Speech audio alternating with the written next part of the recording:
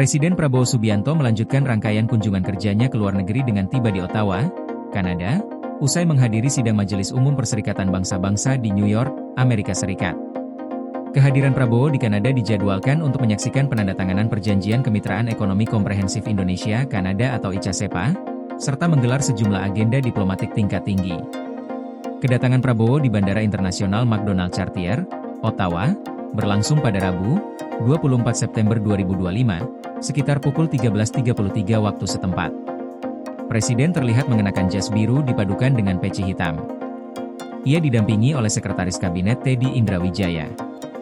Setibanya di landasan, Prabowo disambut hangat oleh Menteri Perdagangan Kanada Maninder Sidhu, Duta Besar Indonesia untuk Kanada Muhsin Shihab, Wakil Kepala Deputi Protokol Kanada Dominic Lambert, Duta Besar Kanada untuk Indonesia Jess Deton, serta Atase Pertahanan KBRI Ottawa Marsekal Pertama Eduardus Wisoko Aribowo.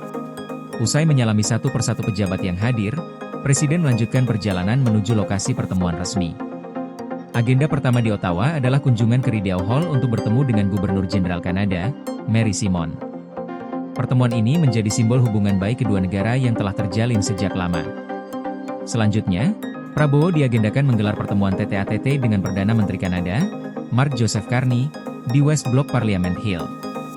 Pertemuan ini akan membahas penguatan kerja sama bilateral, khususnya di bidang ekonomi, perdagangan, serta peluang investasi baru.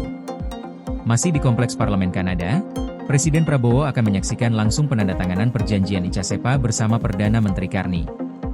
Setelah itu, rangkaian agenda kenegaraan ditutup dengan jamuan makan malam di National Gallery, yang terletak tidak jauh dari gedung parlemen.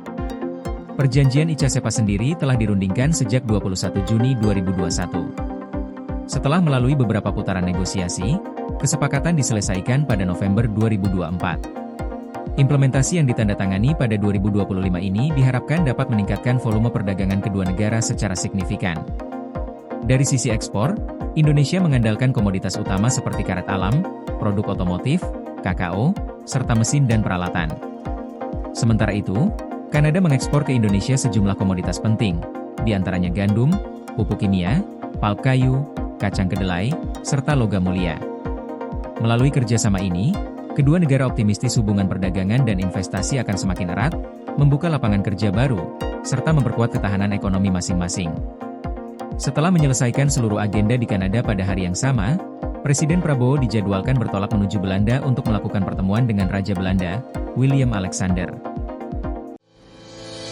PLN UIPS BU lakukan sosialisasi besaran kompensasi ROW jaringan 150 kV Blang PD Tapak Tuan guna hadirkan listrik untuk rakyat.